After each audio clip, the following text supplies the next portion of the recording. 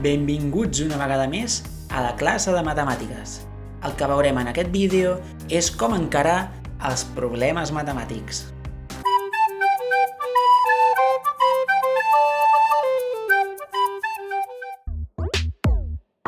Un problema matemàtic és una situació quotidiana al qual nosaltres hem d'anar resolent dia a dia.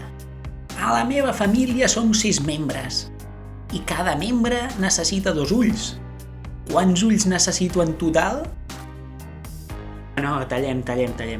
Els problemes han de ser situacions reals que ens trobem a la vida quotidiana. Per exemple, portar caramels o objectes per al dia nostre aniversari pels companys, anar a comprar i quan m'han de tornar de canvi, els quilograms que necessito per fer un pastís.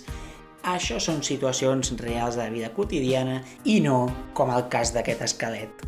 Seríeu capaços de crear un enunciat on es produeixi un problema en una situació quotidiana? Les dades, o sigui, la informació que ens dona el problema, més les paraules clau que hi puguem trobar, són fonamentals per tal de poder trobar la solució del problema. Llavors, segons l'objectiu de cada situació matemàtica, ens apareixeran diverses paraules clau. Per exemple, si l'objectiu del problema és sumar, ens poden aparèixer paraules com agrupar, unim, juntem o em donen. En cas de restar, em treuen, perdo, diferència o marxen, entre d'altres. Paraules clau que poden sortir si l'objectiu de la situació matemàtica és multiplicar, doble, triple o repetir un nombre més d'una vegada. I ja per finalitzar, dividir. Les paraules clau que poden sortir són repartir, la meitat, un terç, fer grups iguals. En fi, aquestes són les paraules clau de cada mecanisme operatiu. Si creus que me n'he deixat algun, deixa-ho escrit en els comentaris. Doncs ara us toca a vosaltres. Em sabríeu dir les paraules clau de cada mecanisme operatiu? Comencem! Anem doncs a aplicar tot el que hem vist a la visualització per tal de trobar la solució d'aquest problema. Primer de tot, ens hem de situar en el context. El que hem de fer és llegir l'enunciat del problema, en el qual diu: un autocar surt de Badalona amb 54 passatgers. Quan arriba a Barcelona, el conductor veu que n'hi ha 95. Quina és la diferència de passatgers que han pujat entre la parada de Barcelona i Badalona? Ara que ja ens hem situat en el context i sabem que som uns conductors d'autocar, que hem de saber els passatgers que han pujat entre la parada de Badalona i Barcelona, ja podem començar a executar els punts que hem marcat durant la visualització. Anem, doncs, a subratllar les dades en el paper. En aquest cas, he valorat que és molt important la dada de 54 passatgers i la de 95 al final del trajecte.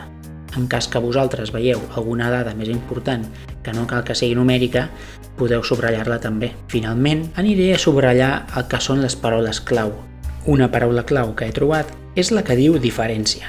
Per tant, en aquest problema em dona una pista de que el que he de fer és una resta.